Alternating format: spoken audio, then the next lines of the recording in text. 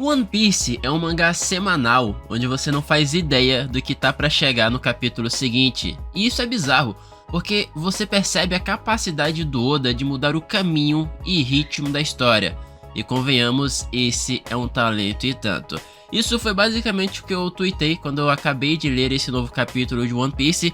Capítulo esse que, se a gente pegar o que tivemos na semana passada, não dava pra esperar esse novo capítulo. No máximo, poderíamos esperar o Sabo retornando, talvez descobrindo ali a conversa dele com o Dragon, mas nada muito além disso.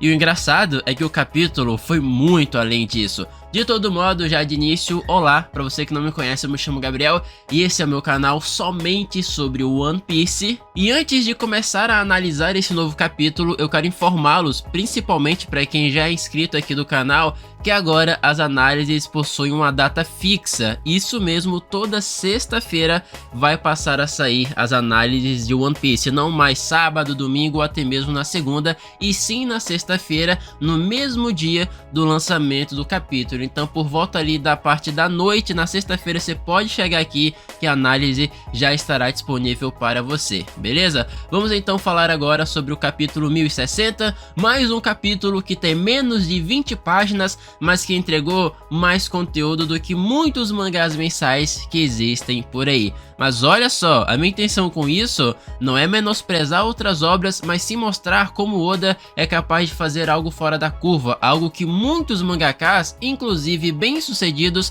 não possuem tal capacidade. E é muito interessante essa minha relação com Oda, porque em uma semana eu tô metendo pau, na outra semana eu tô elogiando ele, parecendo que eu sou o maior fanboy de One Piece do mundo. Mas é que de vez em quando ele entrega essa variável. Às vezes ele escorrega, outras vezes essa escorregada na verdade é um puta de um gol de bicicleta. Acontece. E nesse capítulo nós temos o início sendo focado nos chapéus de palha, lendo as notícias do mundo. E aqui o Luffy deixa bem claro já de início que não, o Sabo jamais faria algo que pudesse ir contra o próprio rei de Alabasta. E é interessante porque, como se já não bastasse os mistérios por si só que o capítulo entregou, nós ainda temos esse mistério do Rei Cobra, nós ainda temos o mistério do Sabo sendo acusado, do paradeiro de Vivi. Então assim, a cada capítulo o Oda entrega mais perguntas do que respostas. E além de tudo isso, nós temos obviamente o bando preocupado com a Vivi. Afinal de contas, onde ela tá?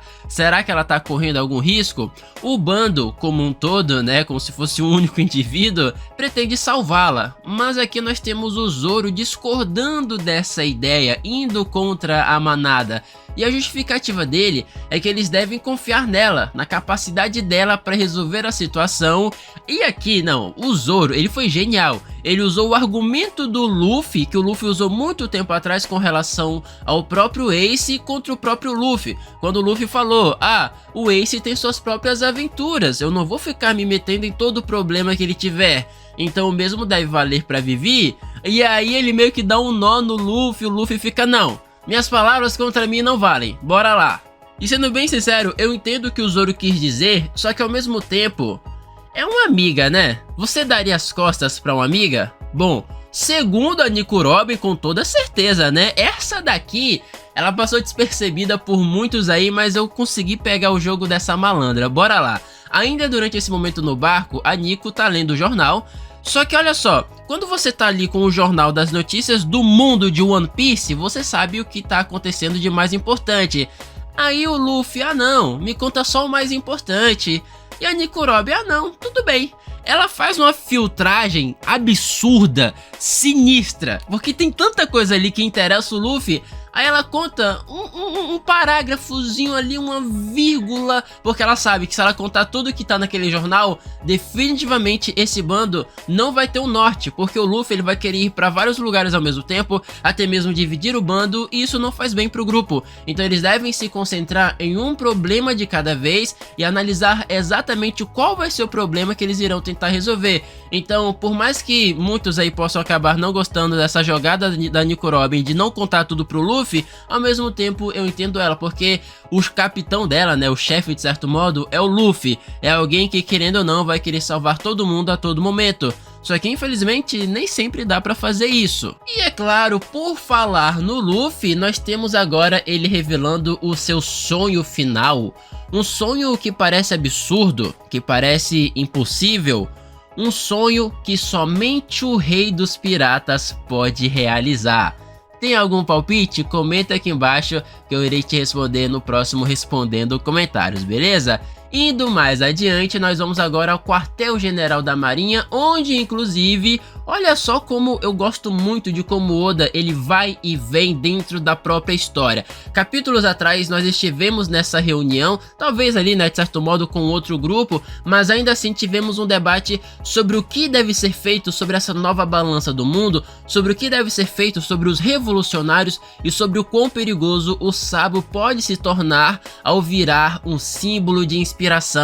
E agora nós temos uma outra reunião com alguns outros membros, né, especificamente aqui os anciões, onde basicamente eles matam o personagem. E isso é bizarro. É muito incrível como o Oda ele vai e vem. Nós temos ali, né, a decisão final. O alto escalão decide acabar com Lulucia. E aqui nós temos algumas perguntas, né? Será que o Kobe ele deixou ser grampeado? Porque olha só, quem tava no trono vazio? E é claro, será que Uranus realmente foi usada aqui? É muito interessante porque, vamos lá, Uranus, ou a suposta Uranus, tem um, entre aspas, funcionamento bem semelhante à Estrela da Morte. E sabemos muito bem o quão famosa é a franquia de Star Wars, então não seria uma surpresa alguma o Oda se inspirar na obra do George Lucas. Inclusive, né, nós temos esses parâmetros aí, né, de algumas histórias do Japão com algumas histórias dos Estados Unidos, do Ocidente, e no final das contas ficam mais questionamentos do que respostas. Eu particularmente não acredito que o Sabo tenha morrido, até porque esse personagem ele já morreu outras vezes e voltou, ainda mais agora que ele é basicamente uma logia, então é muito mais difícil matar ele agora do que anteriormente. Obviamente que psicologicamente, né, devido à catástrofe que ele presenciou, centenas de pessoas inocentes morrendo, talvez ele não retorne mais o mesmo, talvez ele não retorne mais apenas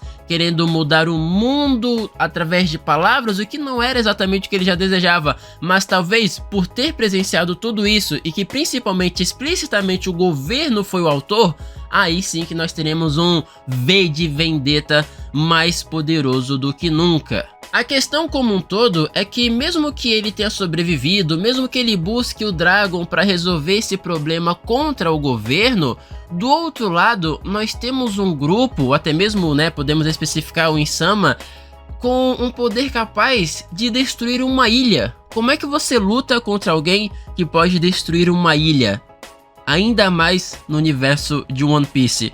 Muitos acreditam inclusive que o Insama possa ser o final boss de One Piece. E bom, ele tá se provando bem poderoso por si só ou até mesmo por conta de armas e conhecimento que ele possui. E em relação a esse personagem é bem curioso como ele já demonstrou pouco da sua persona, mas ainda assim ao mesmo tempo muito pode ser lido em relação a ele, porque esse personagem como um todo ele é misterioso, só que sempre que ele aparece ele causa alguma mudança dentro da história, às vezes não diretamente na história, mas como nós estamos consumindo ela, como por exemplo em momentos em que ele aparece apenas falando, mas não exatamente fazendo alguma coisa, como foi no capítulo 1060. E essa ilha, pro bem ou pro mal, antes desse capítulo nem era tão importante assim, apesar de já ter aparecido aqui, aparecido ali, história da capa, momentos aí, ainda assim não era grande coisa, mas Insama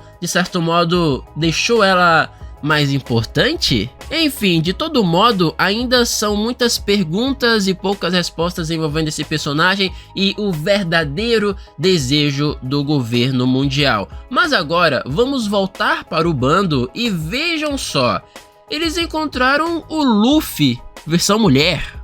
Cara, imagina se Bonnie entra pro bando e Yamato não. Seria coisa de louco, eu sei, né? É óbvio que não vai acontecer.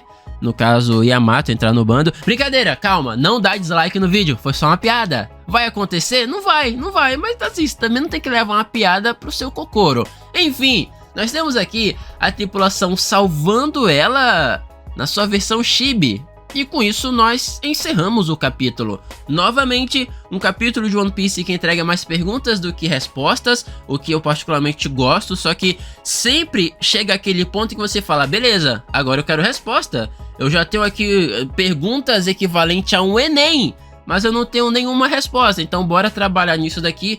O Oda, ele arrastou um pouco desse formato de roteiro durante o arco de Wano. Podemos ou não dizer que ele aprendeu a lição, porque não foi necessariamente um problema grandioso que acabou com o arco, mas foi um problema existente durante o arco. Então bora ver como é que ele vai se situar em relação a essa nova etapa de One Piece. E além disso, algo que mais me chamou a atenção durante esse capítulo foi: o trono vazio não está vazio. A marinha, por si só, ela normalmente reage mais do que age dentro de One Piece. Ela, no caso, algumas vezes coleta informações e a partir daí acaba efetuando alguma ação. Mas, por exemplo, o arco anterior, que durou anos e anos, a marinha basicamente não se meteu. Então você literalmente, em uma história de piratas e marinha, esquece a existência da marinha e vê apenas piratas contra piratas. Só que novamente o Oda vem dando destaque para a marinha, deixando bem claro que ó,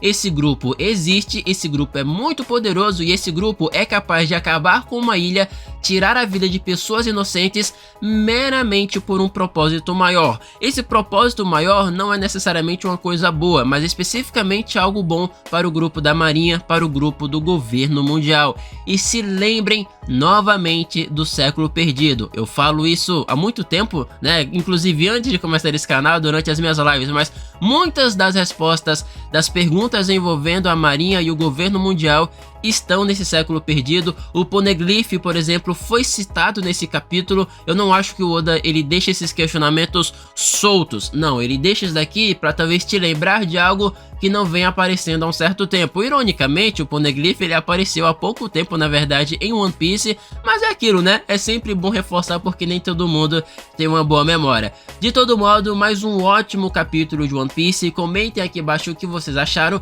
e lembrando que a partir dessa semana, toda sexta-feira, as minhas análises do mangá vão sair por volta da noite, beleza? Não vai sair mais no sábado, domingo ou até mesmo segunda-feira, como está sendo o caso dessa análise, e sim na própria sexta-feira, no dia do lançamento do mangá. Pode vir aqui que nós iremos debater sobre o One Piece. Se você assistiu até aqui, pelo amor de Oda, deixa o like, comenta, se inscreve e principalmente se inscreve no canal. Vamos chegar à marca aí de 500 inscritos o quanto antes, beleza? Até a próxima, um forte abraço, falou, valeu!